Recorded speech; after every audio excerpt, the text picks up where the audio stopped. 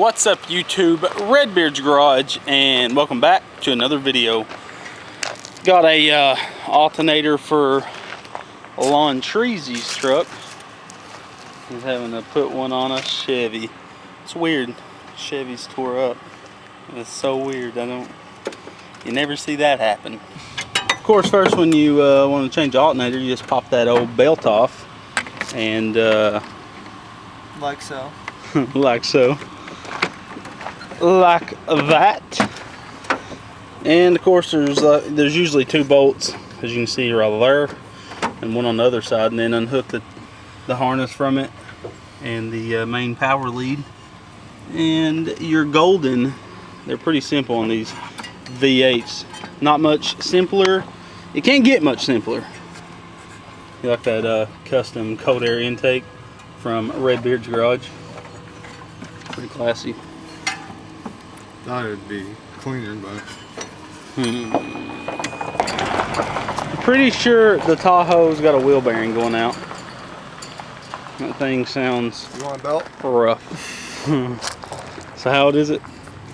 2 weeks. Alright. That's nice. So that's garbage. And we're gonna pull this alternator off. That's 2 weeks old. Probably took like, what, 2 minutes to pull that one off? Told you it's no, you could do this on the side of the road in less than 5 minutes. I mean, you could pull one off and completely put a new one back on. Just fidgeting with that rear bolt, trying to get it lined up. And then we tighten down the 3 bolts. It has a long bolt right there on the side, one in the back that bolts this power steering bracket. And then that right there. And then the harness and the battery cable. And then pretty much just the belt. Yep. That's all she wrote. One thing done. Okay, we got that Chevy fixed and out of here. They gave us the wrong size belt. They gave us one like probably 2 inches too long, so we put his old belt back on it. It just had like a rib or so ate off of it. He's gonna pick a new one up tomorrow, and I checked the oil again in the Ford, because if you remember, I might have said this in a few videos ago that I was 2.5 quarts low on oil. Now obviously it's leaking, and I wasn't aware that it was leaking as bad. I knew it had a little oil on the bottom of the motor, and it doesn't leak on the ground, so it's leaking while the engine's running. So I climbed up under, and of course the oil bolt is oil plug's leaking. So I got a new one, but I don't want to drain my oil just yet. I ran it another 1,000 miles and then just checked it, and it took, well, I actually ran it about 1,300 miles, and it took, I believe it was a quart and about a quarter to put it back at the mark. So that tells me it's probably leaking about a quart every 1,000 miles, which is definitely not good. I mean, the truck still runs at mint. It needs a water pump, which I have one laying down there for it. It's leaking water out of the weep hole.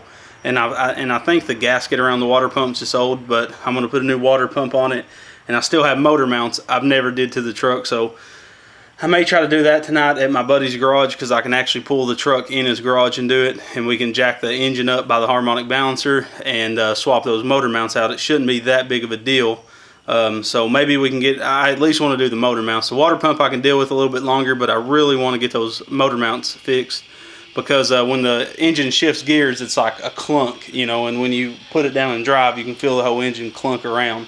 Now, when I did the transmission a while back, I actually, the transmission mount was broken half. So that means the transmission mount and both motor mounts was broken half at one time. So that thing was moving all over the place. But of course I put a new transmission mount on it. And so I'm gonna call my buddy, see what he's into. I hate asking friends to help me with anything. Even though, you know, I would help them with anything. But it's just one of those things. But I'm gonna see if we can work on it tonight. And if not, probably gonna do a little bit more on my roof rack, which I haven't showed y'all yet. So there's all we got made of the roof rack so far. I know it looks really basic, but I've just been doing, you know, a couple welds on it tonight, and I got all the welds grinded off except a few. But you can kind of see the shape of it. The front, of course, there's a bar that I haven't put on yet up there. I need to cut the angles on those 2 stubs, and then cut the angles on this pipe right here and cut it down to size to put in there. So this is the bottom of the rack, and then I just ordered more metal. It'll all be here Monday. So I'll go and pick all that up to finish the, well, I think I ordered enough to finish everything, I do believe, but I got to make an exact replica of this, and then weld my crossbars, you know, like every 6 or 8 inches on this. And can't wait till y'all see the finished product. This is going to be one pretty sweet roof rack. But got all my welds grinded smooth. You know, there's no way I would have left the welds, and I don't think I'm going to weld in here. I may end up. It does worry me that water will get in there over time and rust it, but I don't know yet. And I still got a little bit of grinding to do in the corners down there, and I believe these corners as well. But I'm probably going to do a little bit more on it and clean up a little bit in here. It's not too awful bad, but I got this old 11 horse Honda up on the workbench, and I cannot get this clutch off. We put a pulley puller on it. You can see where we bent the sides up. I just can't get it. And I was looking at it and thinking this was a lock ring at first, but I don't think it is. It looks just like part of the pulley. But if y'all got any ideas how to get this freaking clutch off, I know I'm going to probably have to fully rebuild this engine, but it's a true Honda, you know, 11 horse, so I would really like to fix it. I think it's a GX 340.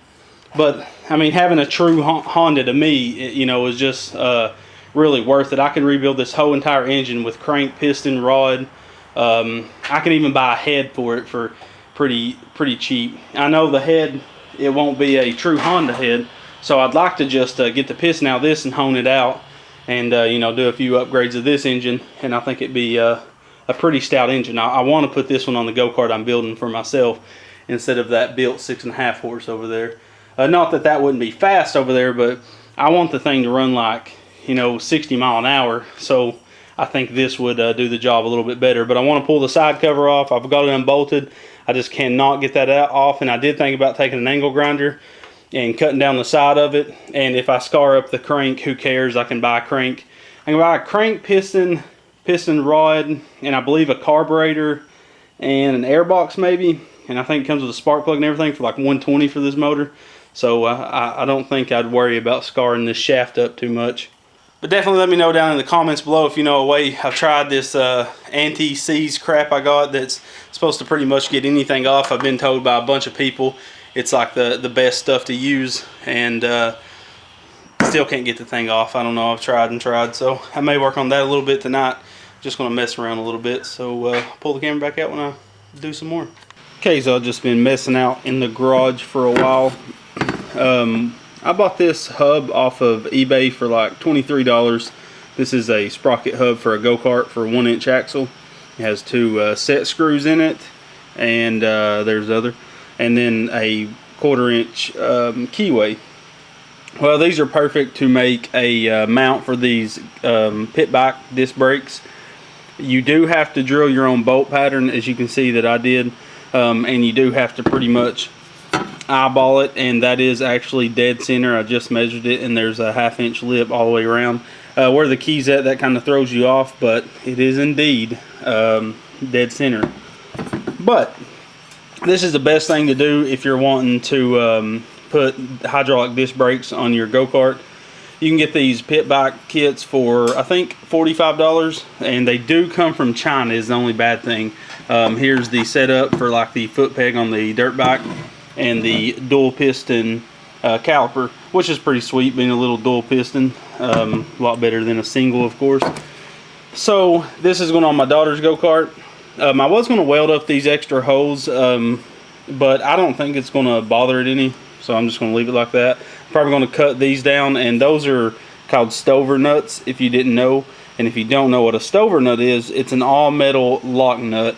There's no nylon in there, because the nylon over time will wear out, and if any heat gets to it, which very well could happen with a disc, you know, as the pads are pinching down on this disc, the heat will transfer down to them, and it could eventually melt that nylon out of there. So instead of running that risk, I always use stover nuts. I think I bought 500 of these on eBay, and pretty much every bolt on my go-kart's 5/16, 18 threads per inch. So I bought inch long, 1.5 inch, and 2-inch long 5/16 bolts in 100 packs off of eBay as well, and saves a lot of time and a lot of money, because I was paying 45 cents a piece for these at the co-op when I got 500, I think, for 15 bucks. So that was a heck of a deal. And another thing I've been doing was I'm hooking up a system in a Toyota Tacoma in 07, and I was getting his hot wire ready. You can see that I did solder these copper ring terminals on there. I always put them in a vise like that and heat them up with a torch and use real thick resin core solder, and then fill the copper, you know, terminal.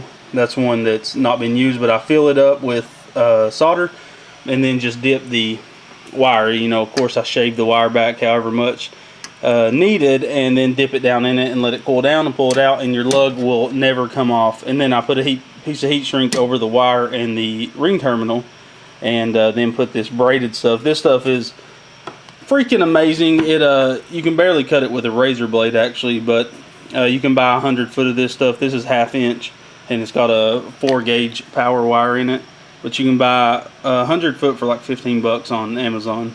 But after I put the braided line on, I always put heat shrink over it as well. And so this looks like a factory cable. This is going from the battery to the fuse block, and then of course also did the ground. And I have not put the nylon braided loom on it yet, because I need to see how much of it I'm going to actually use in the vehicle. And by the way, this is the amp kits I use. They're flex wire. You know, you can really bend them and stuff. 4 gauge.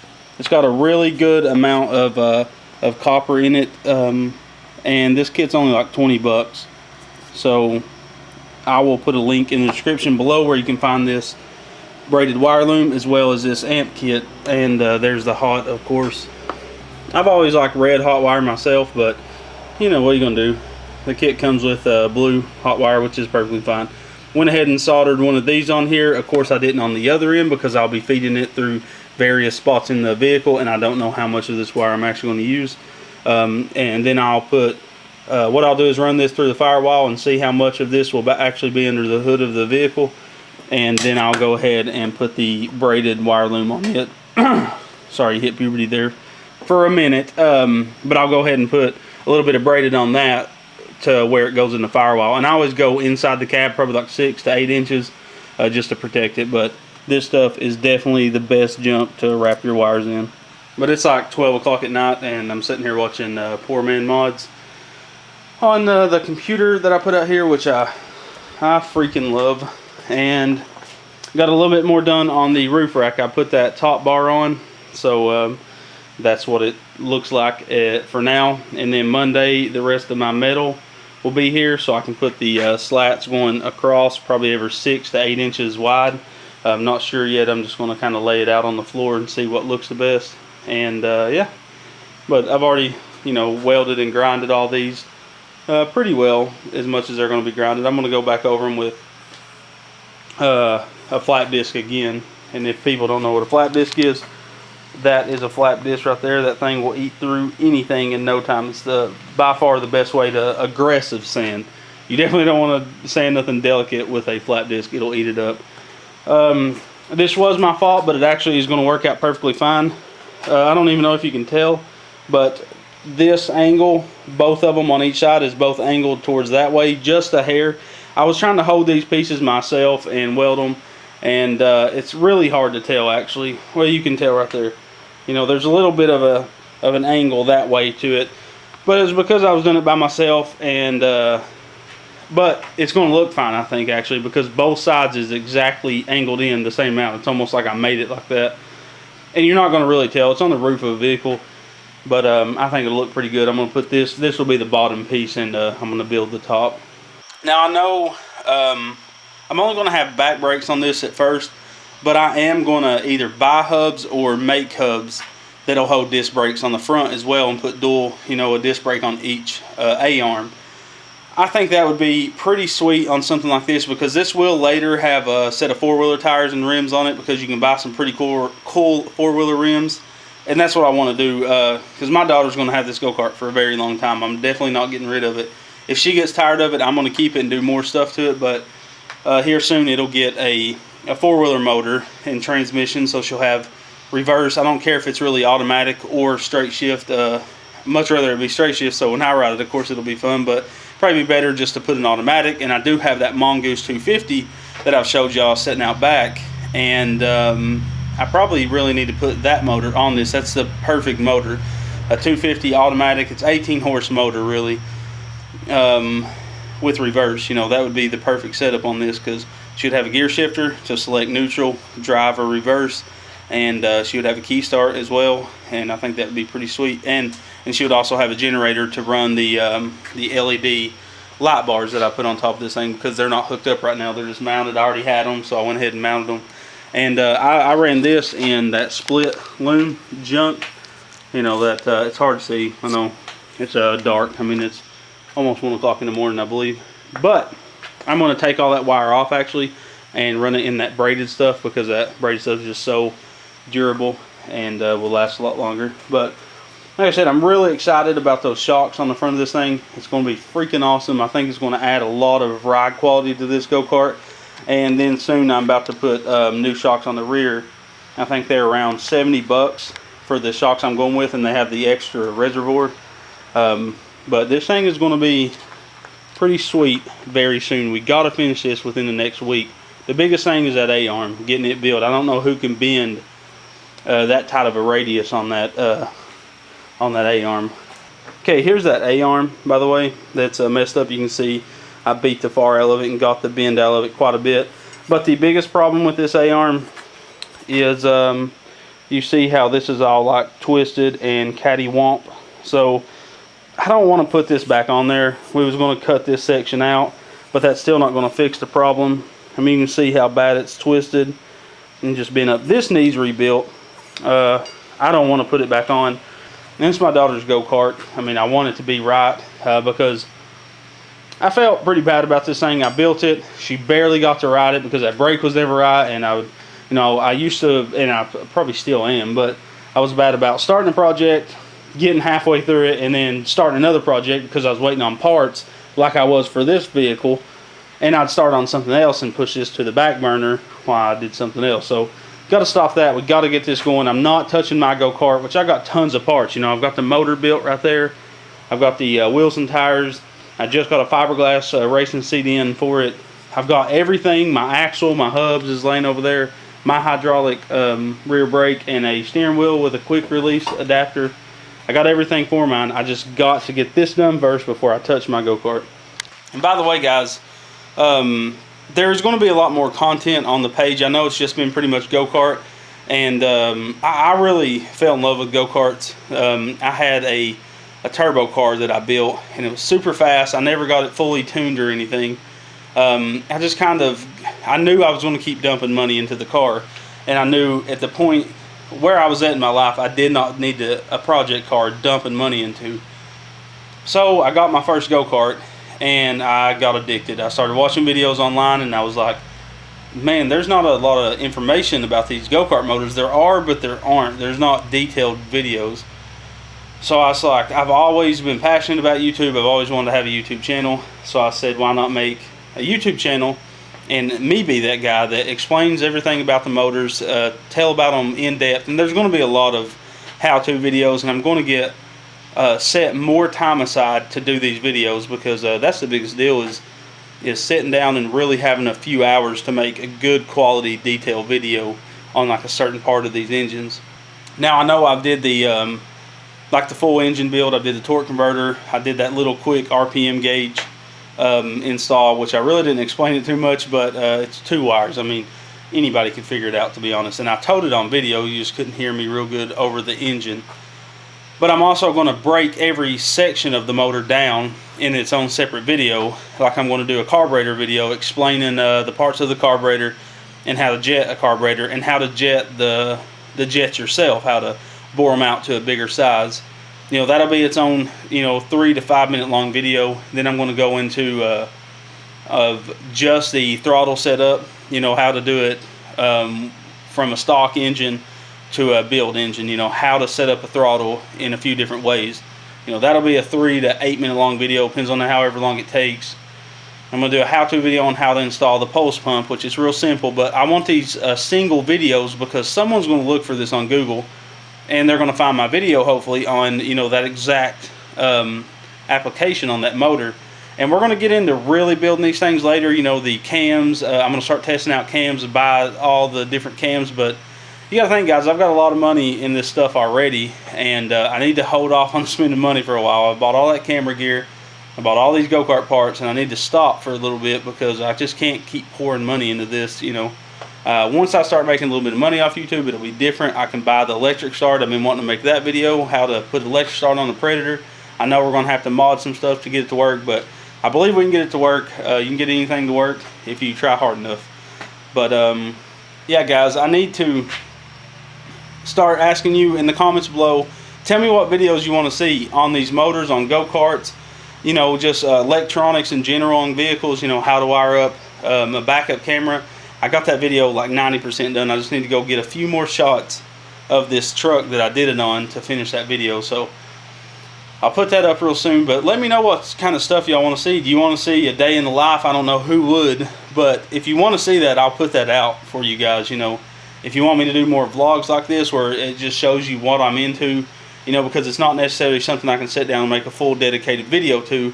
Let me know what you want to see. And just met a guy over Craigslist actually, and I'm building him a computer out of some spare parts that I have, and trading him a go-kart frame with 2 engines. I think one's a Honda 9-horse, and I think it runs and everything. It may need a little tweaks done to it, but if that deal goes through, then I'm going to put the 9-horse actually on my go-kart and put that 6.5-horse built motor on his go-kart, because a 9-horse Honda, having a true Honda to me is a lot better than these Predators, but you pay a pretty price for the Hondas, of course. But I know I'm just rambling, guys, and just messing around out here in the garage.